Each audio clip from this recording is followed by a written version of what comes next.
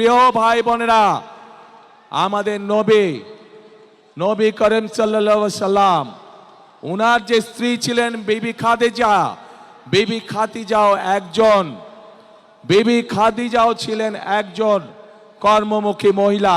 উনি ছিলেন একজন মহিলা ব্যবসায়ী।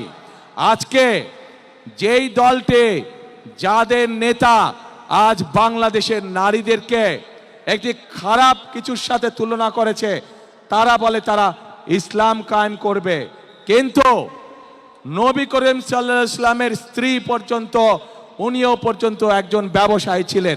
তাহলে আজকে কোথায় গিয়ে দাঁড়ালো বাংলাদেশের নারী সমাজ তথা তাবৎ পৃথিবীর নারী সমাজকে কিভাবে অপমান করা হলো?